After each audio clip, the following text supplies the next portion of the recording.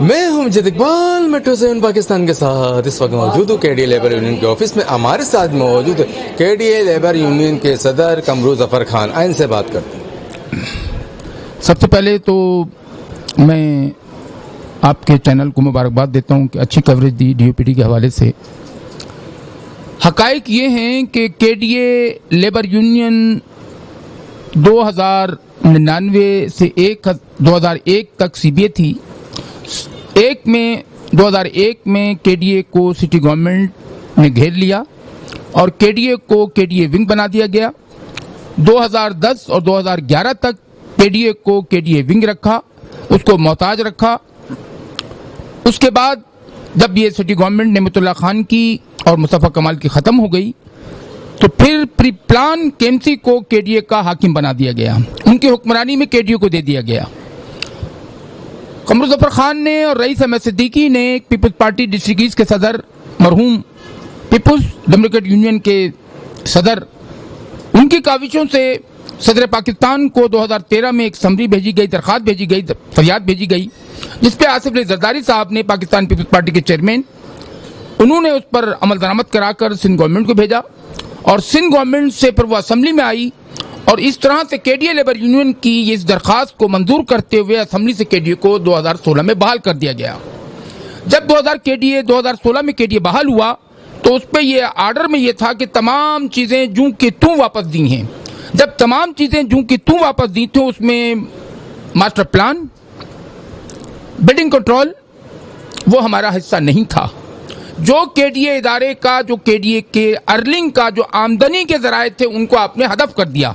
تو ہم نے احتجاج کیا اور ہم احتجاج کرتے رہے اور الحمدللہ اب جب پیپلز پارٹی کو ہم نے یہ تمام یادداشتیں دیں تو اس میں سندھ گورنمنٹ نے اور چیف منسٹر نے اور وزیر بلدیات سندھ نے اور چیف سیکرٹری نے اور مشیر بلدیات اور دیگر لوگوں نے ہمارے ساتھ تعاون کیا اور کے ڈی اے کا D U P D plan جو تھا, ڈی یو پی ڈی, وہ کے ڈی اے میں واپس ضم کیا گیا. ہم ان کو خراج تحسین پیش کرتے ہیں. نہیں, بہت خوشائن عمل تھا کہ کے ڈی اے کی تمام یونینوں سے مل کر اس چیز کو خراج تحسین پیش کیا. مگر حقائق یہ ہیں کہ اس میں صرف اور صرف سب سے بڑا کردار, سب سے بڑی محنت اور سب سے بڑی جدوجہد کے ڈی اے لیبر یونین نے کی. کے ڈی اے لیبر یونین ادارے کی وہ واحد یونین ہے جس نے ملازمین کو ہمیشہ خوشحالی کی طرف دیکھا, ان کو مراد دلائیں. اور کے ڈی اے لیبر یونین وہ واحد یونین ہے کہ جو ادارے میں سب سے زیادہ چارٹر ڈیمانڈ پیش کرنے والی اور منظور کرانے والی یونین ہے.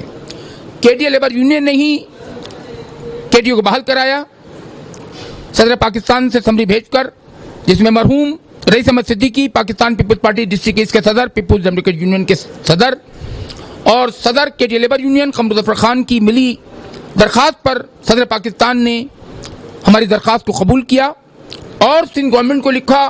سندھ گورنمنٹ نے سندھ اسمبلی سے کے ڈی اے کو بحال کیا 2016 میں.